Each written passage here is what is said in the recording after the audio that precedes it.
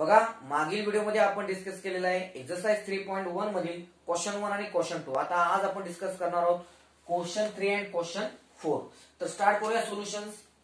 बघा, सोल्युशन मध्ये फर्स्ट आहे बघा, लेट प्रत्येक इंटिग्रलचं जे सोल्युशन आहे किंवा इव्हॅल्युएशन आहे ते स्टार्ट होणार लेट आय इक्वल टू. बघा, let I equal to integral of काय होणार x upon x plus 2 dx.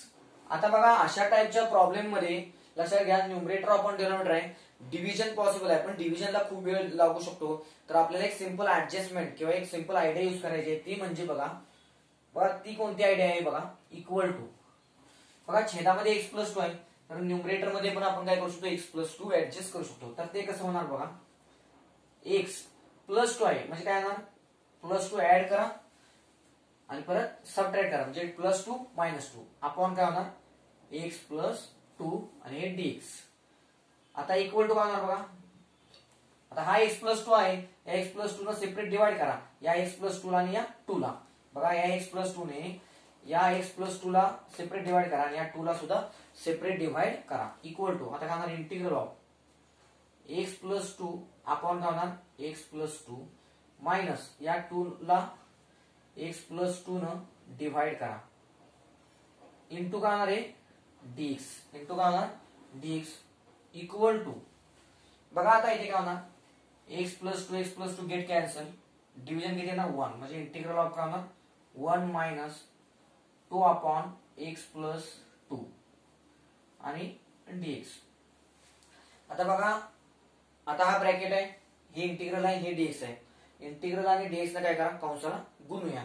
मग काय होईल, कारण मायनस आहे सबट्रॅक्शन रूल नुसार आपण गुणू शकतो. मग काय होईल, इंटिग्रल काय होईल 1 dx minus integral of 2 upon x plus 2 dx.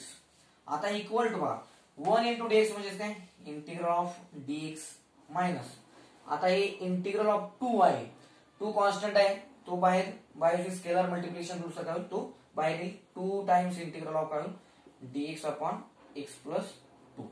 आता इथे काय होईल बघा, इक्वल टू इंटिग्रल आणि d कॅन्सल होईल, राहील काय फक्त x मायनस 2 टाइम्स. आता बघा, आता काय आहे integral of 1 upon x plus 2. आता इंटिग्रल ऑफ 1 अपॉन x काय फॉर्म्युला आहे, लॉग x. काय लॉग x, पण इथं छेदामध्ये काय x नाही तर काय x प्लस 2. तर काय होणार x plus 2 upon coefficient of x. आता x चा कोएफिशियंट किती आहे इथे 1, किती आहे 1, त्यामुळे डिवाइड काय करायची गरज राहत नाही, plus c constant of integration. तर अशा पद्धतीने काय केलेला आहे आपण, हा क्वेश्चन कंप्लीट, हा जो प्रॉब्लेम आहे फर्स्ट हा कंप्लीट केलेला आहे. आता आपण काय करूया, नेक्स्ट प्रॉब्लेम बघूया, सेकंड प्रॉब्लेम. ओके, तर बघा सेकंड प्रॉब्लेम काय आहे, तो second problem let I equal to. बघूया सेकंड प्रॉब्लेम मध्ये कसं सिस्टमॅटिक सॉल्व्ह करता येईल आपल्याला.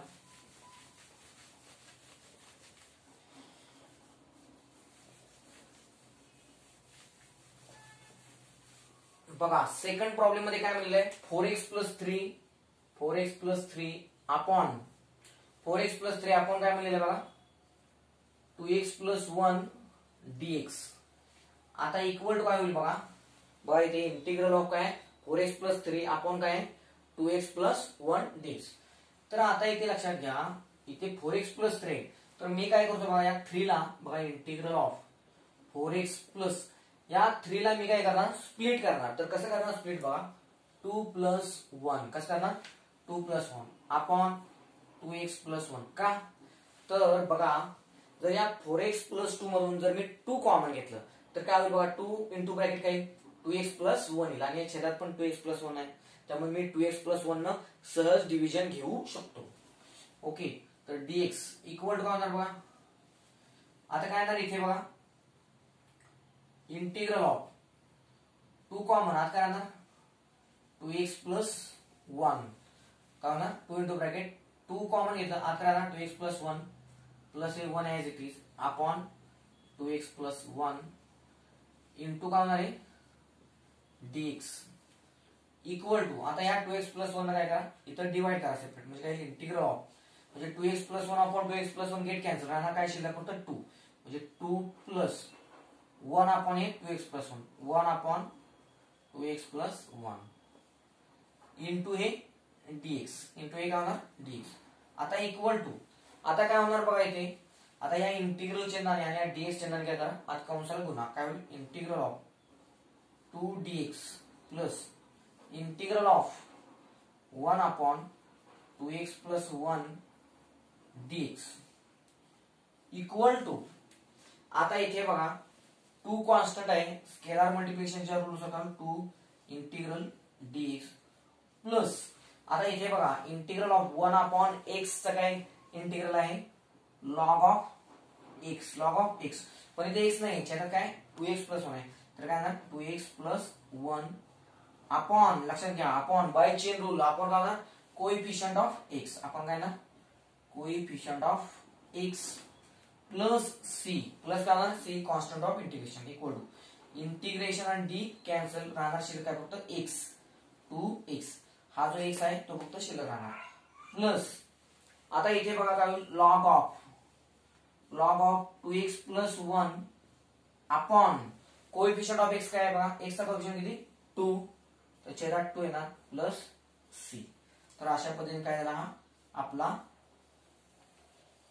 सेकंड प्रॉब्लेम सुद्धा काय केलेला आपण कंप्लीट केला. आता आपण फोर्थ प्रॉब्लेम बघूया.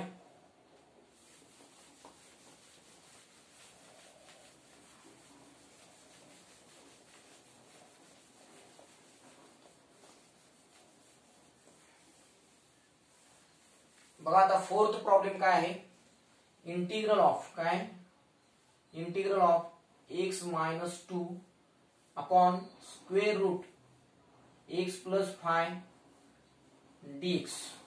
ओके, आता छेदामध्ये रूट मध्ये काय x प्लस 5 आहे, आपल्याला न्यूमरेटर मध्ये x प्लस 5 ऍडजस्ट करता येते का बघूया.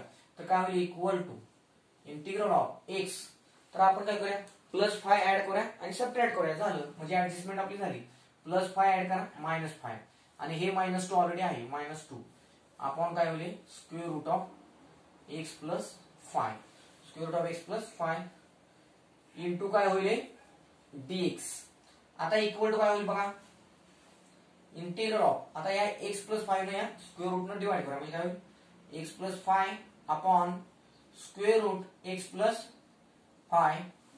ओके, आणि हे मायनस 5 मायनस 7 मायनस 5 मायनस 2 म्हणजे मायनस 7 अपॉन काय होईल सेपरेट हे स्क्वेअर रूट x प्लस 5 ने डिवाइड इंटू काय होईल dx, इंटू काय होईल dx. आता आपण काय करूया या इंटिग्रल चिन्हाने आणि dx ने मायनस असल्यामुळे बाय युजिंग सबट्रॅक्शन रूल गुणूया, पण इथे x प्लस 5 आहे इथे x प्लस 5 आहे आणि इथे स्क्वेअर रूट x प्लस 5 आहे, म्हणजे इथं x प्लस 5 आहे म्हणजेच काय double square root x plus 5 आहे, त्याला हा यातला एक square root x plus 5 cancel होईल, म्हणजे शिल्लक काय राहील integral of square root x plus 5 आणि हा dx मायनस इंटिग्रल चिन्हाना बनलं इंटिग्रल 7 अपॉन काय 7 upon root x plus 5 dx. Okay, आता इक्वल टू काय बघा, आता हे स्क्वेअर रूट आहे म्हणजे काय बघा integral of x plus 5 raise to किती आहे हाफ, किती हाफ dx मायनस आता हा 7 काय आहे कॉन्स्टंट आहे, 7 कॉन्स्टंट बाहेर घ्या, आता काय integral of dx upon square root of x plus 5. येते लक्षात.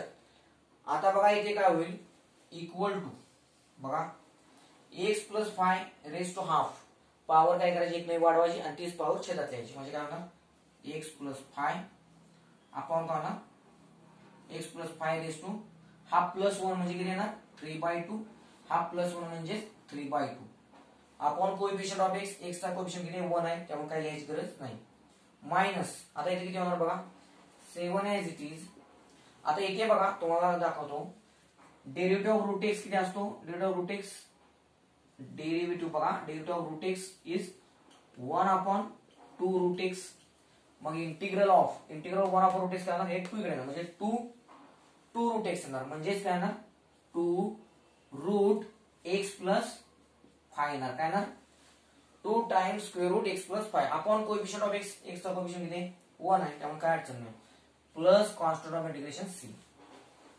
फायनल आन्सर बघूया. आय इक्वल काय ना 3/2 म्हणजे काय ना 2/3 x plus 5 raise to 3/2 minus 7 2 जा 14 रूट काय ना x plus 5 plus c plus काय ना c. This is our final answer. Okay. तर आता आपण नेक्स्ट प्रॉब्लेम आहे 6th प्रॉब्लेम आहे बघा, तो सॉल्व्ह करूया.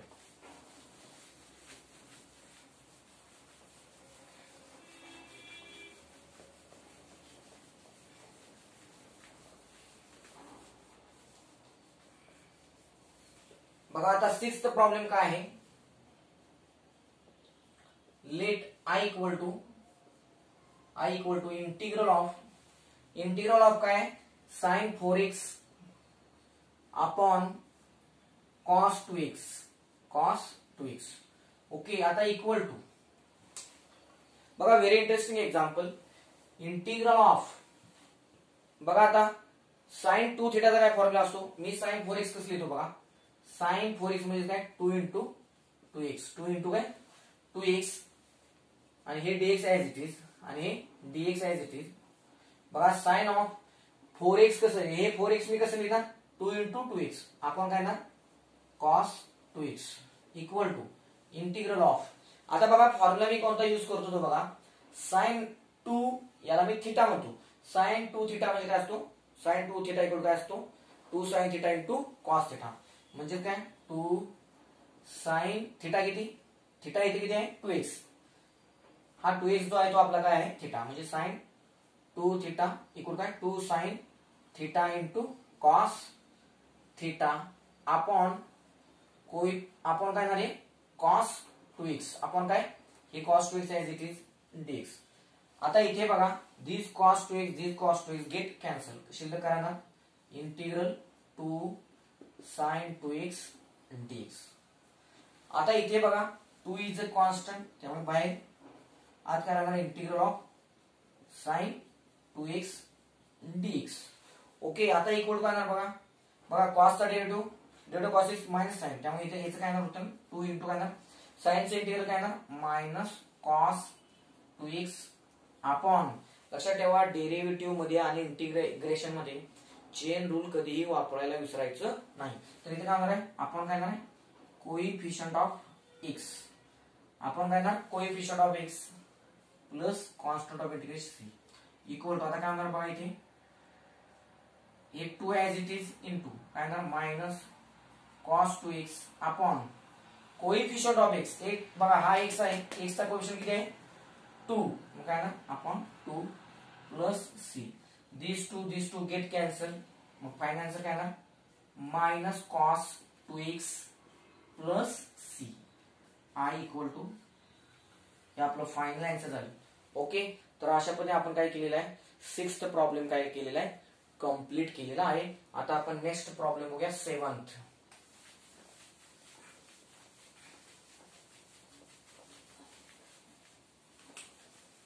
अशा टाइपचे प्रॉब्लेम्स 2 मार्क्स साठी भारत बोर्डाच्या परीक्षेत येतात आणि या आधी पण आलेले आहेत अशा टाइपचे प्रॉब्लेम्स 2 मार्क्स साठी. ओके. तर आता आपण नेक्स्ट प्रॉब्लेम बघूया. प्रॉब्लेम आहे 7th. Let I equal to integral of काय cos 2x dx.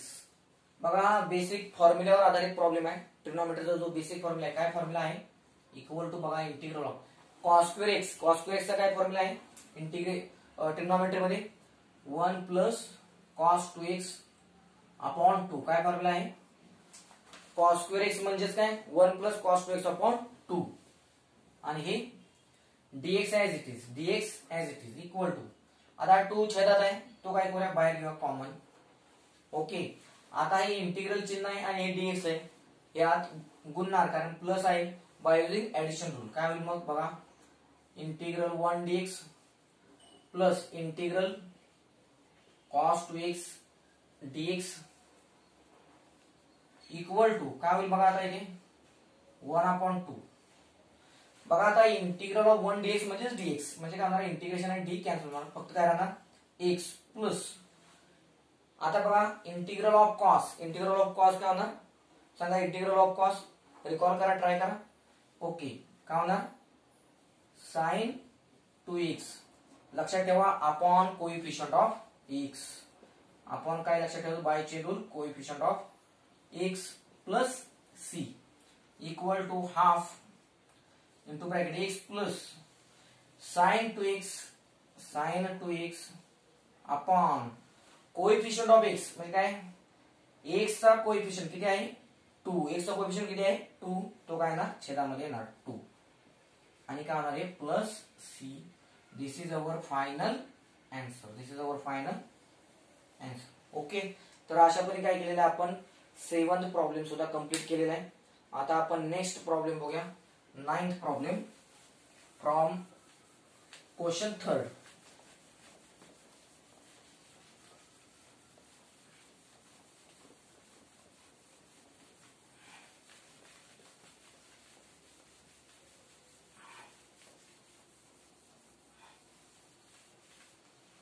बघा आता क्वेश्चन 9th बघूया. Let I equal to integral of 2 upon root x minus root x plus 3 dx equal to. बघा अशा टाइपचा problem आपण लिमिट या चॅप्टर मध्ये आपण शिकलेलो आहोत. Limit of such type of function can be solved in class 11 मध्ये आपण काय केलेलं आहे अशा टाइपचे प्रॉब्लेम सॉल्व्ह केलेले आहेत. तर बघूया याच्यामध्ये काय होईल.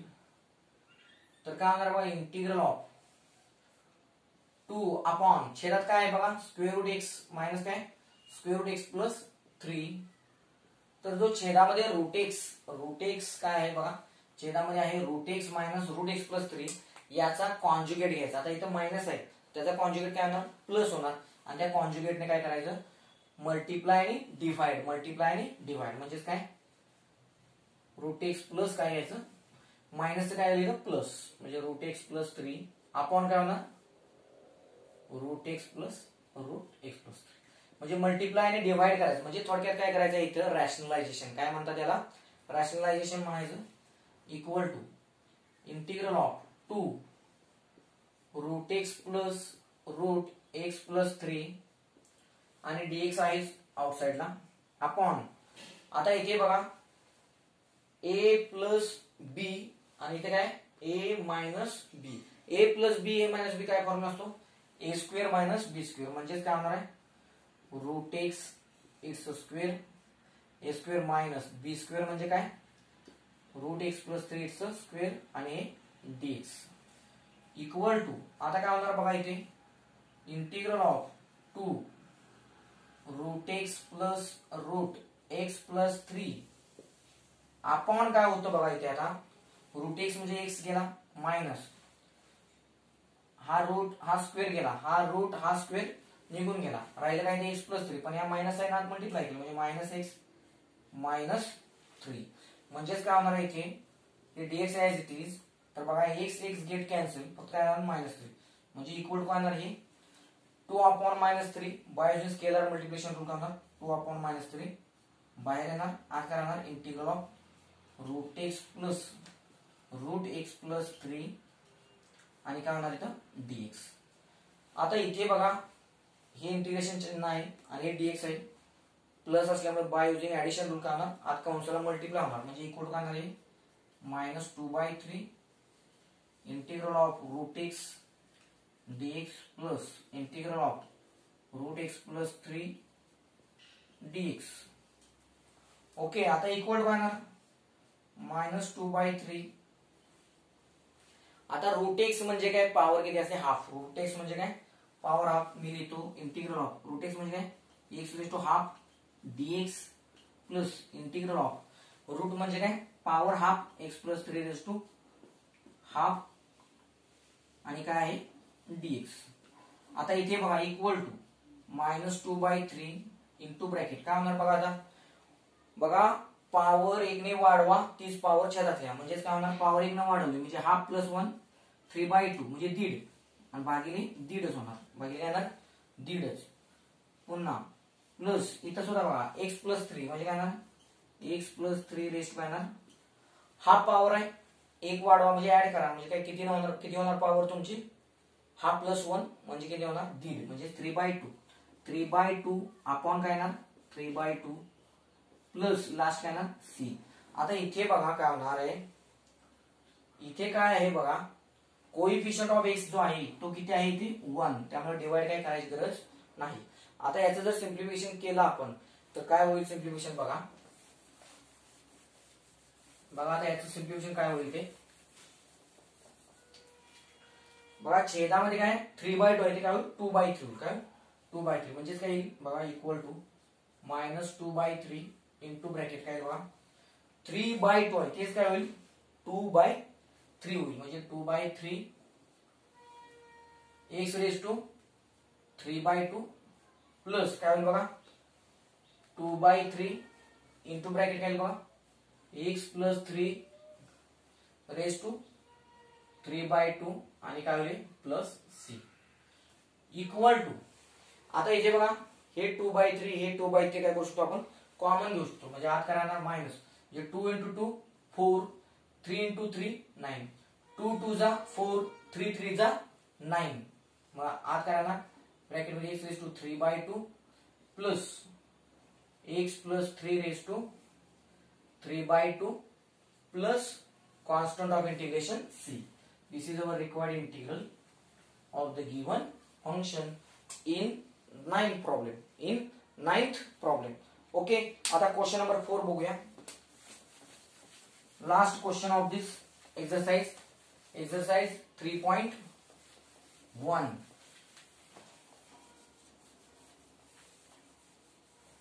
बघा आता अशा टाइपचा प्रॉब्लेम विचारलेला आहे 12वी बोर्डाच्या परीक्षेत. थोडासा हा टेक्निकल क्वेश्चन आहे तर बघूया काय क्वेश्चन आहे तो. क्वेश्चन 4 बघा काय म्हणलेलं आहे if f dash of x equal to x minus 3 upon x cube x minus 3 upon x cube तर काय बघा इथे तर काय करायचं एफ डॅश ऑफ एक्स म्हणजे काय डेरिव्हेटिव्ह. तर आपण काय करूया आधी इंटिग्रेट करूया इंटिग्रेट करूया कारण आपल्याला काय पाहिजे then find f of x. आपल्याला एफ ऑफ एक्स पाहिजे म्हणजे काय केलं पाहिजे एफ ऑफ एक्स कधी मिळणार या डेरिव्हेटिव्हचा हे डेरिव्हेटिव्ह आहे एफ डॅश ऑफ एक्स म्हणजे डेरिव्हेटिव्ह त्याचं इंटिग्रेशन घेतलं की आपल्याला काय मिळतं एफ ऑफ एक्स. मग आपण घेऊया integrate with respect to x. मग काय होईल बघा देअरफॉर इंटिग्रल ज्यावेळी इंटिग्रल आपण घेऊ बघा या एफ डॅश ऑफ एक्स चं इंटिग्रल ज्यावेळी आपण घेऊ त्यावेळी हा जो डॅश आहे तो निघून जाईल. मग काय राहील फक्त एफ ऑफ एक्स काय राहील F of x equal to आणि आरएचएस ला काय होईल इंटिग्रल चिन्ह येईल आणि X minus 3 upon x cube. मी काय म्हणजे integrate with respect to X का तर फंक्शन ऑफ एक्स आहे काय this is the function of X त्यामुळे काय येईल डीएक्स. आता इक्वल टू आता या इंटिग्रेशन चिन्ह आणि या डीएक्स न आत कंसात घेऊया काय होईल integral of x dx minus integral of 3 upon x cube dx.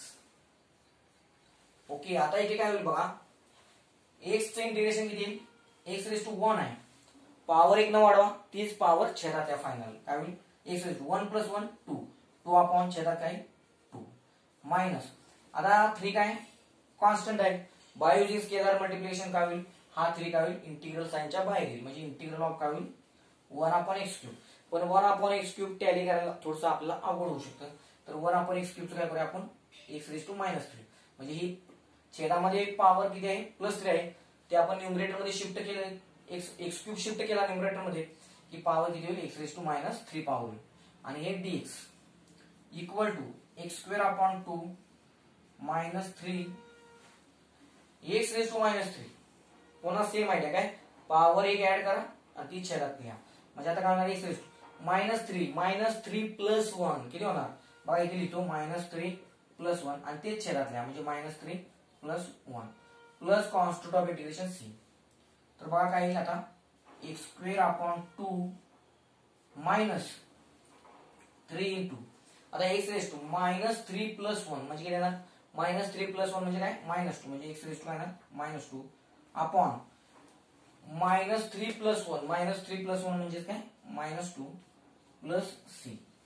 आता इथे काय होणार आहे बघा मायनस मायनस प्लस म्हणजे इथे काय equal to x²/2 minus minus plus 3/2 x⁻² आहे ते आपण काय करू शकतो छेदामध्ये 1/x² + c. हे झालं आपलं f(x). काय मिळालं आपल्याला बघा f(x). This is our f(x). पण आपल्याला विचारेल काय पुन्हा एकदा बघा फाइंड f(x). त्याच्यामध्ये हा कॉन्स्टंट ऑफ इंटिग्रेशन आहे तो आपल्याला फाइंड आउट करणं गरजेचं आहे कारण आपल्याला f(1) = 11/2 दिलेला आहे. तर आपण त्याचा उपयोग करूया. तर याला नंबर 1 म्हणूया आणि f(1) = 11/2 आहे त्याचा काय करूया उपयोग करूया. तर बघा आता इथे काय होईल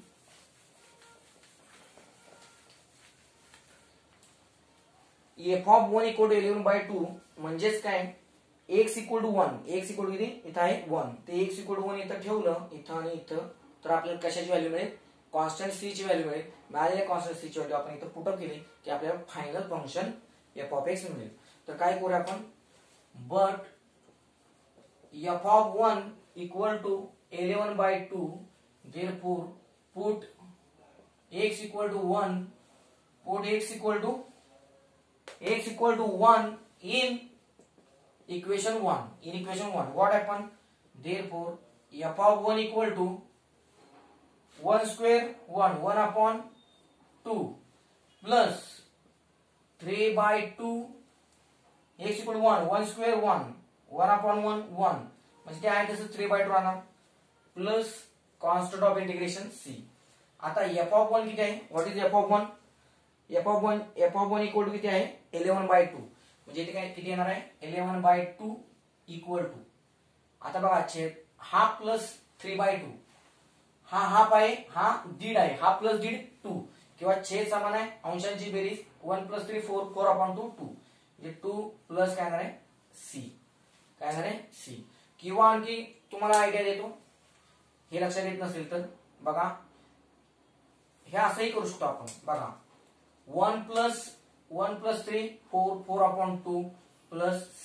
पण आपल्याला व्हॅल्यू कशी काढायचे कॉन्स्टंट ऑफ इंटिग्रेशन c ची. तर बघूया अजून सिम्प्लिफिकेशन करूया. c ॲज इट इज हा 4/2 LHS घेऊया म्हणजे काय येणार 11/2 - 4/2 = काय येणार आहे c. आणि देअरफॉर काय होणार बघा 11 - 4 म्हणजे किती 7 छेद समान आहे अंशांची वजा 11 - 4 7 7/2 = c. c ची व्हॅल्यू आली 7/2 आणि देअरफॉर फ्रॉम 1 काय होईल मग सांगा फ्रॉम 1 किंवा put c = therefore put c = 7/2 in 1 f(x) = काय होईल x²/2 प्लस काय होईल बघा x²/2 प्लस 3/2x² प्लस काय होईल c constant of integration 7/2 this is our required f(x). Okay तर अशा पद्धतीने काय झालेलं आहे एक्सरसाइज 3.1 आपण कंप्लीट